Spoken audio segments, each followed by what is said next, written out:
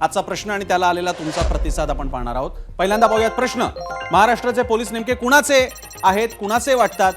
39,000 प्रतिक्रिया आमच्यापर्यंत आल्या, त्याला म्हणजे पोलचे रिस्पॉन्सेस आले, राजकारण्यांचे, गुंडांचे आणि सर्वसामान्यांचे असे आम्ही ऑप्शन दिले होते आणि त्याला आता निकाल कसा आलाय आपण पाहूया।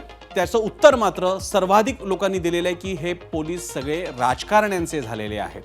लोकांच्या मनामध्ये जर का पोलिसांबद्दल ही भावना असेल तर ही जबाबदारी पोलिसांची आहे, पोलिसांच्या प्रमुखांची आहे की आपली भूमिका आणि आपला प्रतिमा बदलण्यासाठी काम करावं। पोलिसांचं ब्रीदवाक्य आहे सदरक्षणाय खल निग्रहणं। हे वाक्य श्रीमद भागवत पुराणात जरासंधाच्या संदर्भाने येतं, ज्याचा अर्थ आहे संतांच्या सज्जनांच्या रक्षणासाठी आणि दुष्टांचा नायनाट करण्यासाठी आम्ही कटिबद्ध आहोत। पण अनेक ठिकाणी याच्या अगदी उलट चित्र पाहायला मिळतं। पोलीस म्हणजे दुष्टांचं रक्षण आणि सामान्यांना त्रास असं जणू समीकरण वाटू लागलंय।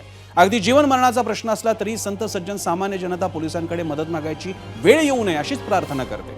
पोलिसांकडे जाण्याची वेळ आलीच तर तिथं त्यांना कशी वागणूक दिली जाते तेही समोर येत असतं। बदलापूर अत्याचाराच्या प्रकरणावेळीही चिमुरड्या मुलींच्या आईवडिलांना कसं ताटकळत बसवून ठेवलं ते आपल्याला आजही आठवत असेल। परळीपासून पिंपरीपर्यंत गुंडपुंड कुठे कोयते परजत रस्त्यावर राजरोज फिरत असतात, कुठे बंदुका घेऊन सोशल मीडियावर रील टाकत असतात। पोलीस मात्र सामान्यांच्या नाकातोंडात पाणी जाईपर्यंत हातावर हात धरून वाट बघत बसलेले दिसतात। हातात बेड्या असलेले गुंड पोलिसांचे बर्थडे सेलिब्रेट करतात, पोलीस आणि गुंड सागर संगीत एकत्र जेवण करतात, या बातम्याही ताज्या आहेत। कोणी एकेकाळी निळ्या हाफचड्डीच्या गणवेशात एक साधा दंडुका हातात घेऊन फिरणाऱ्या हवालदाराची चोरांना भीती वाटायची। ते चोरच नंतर सत्तेच्या जवळ गेले किंवा थेट सत्तेत गेले आणि पोलिसांचा उरला सुरला धाकही संपला।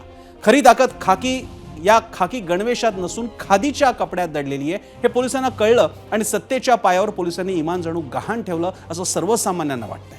पोलिसांच्या बदल्यांमध्ये, पोस्टिंगमध्ये किती आणि कसा भ्रष्टाचार होतोय लपून राहिलेलं नाही, त्याचे रेट कार्डही आता उपलब्ध आहे। 100 कोटीच्या वसुलीचे आदेश राज्याचा गृहमंत्री देतो असा आरोप पोलीस आयुक्तांनी केलेले आपण पाहिलेले। सदरक्षणाय खल निग्रहणाय याचा विसर आपल्या पोलिसांना कधी आणि कसा पडला हे कळलंही नाही। सद कोण आणि खल कोण यातील फरक करणं पोलिसांना कधी सोडलं हेही कळलं नाही।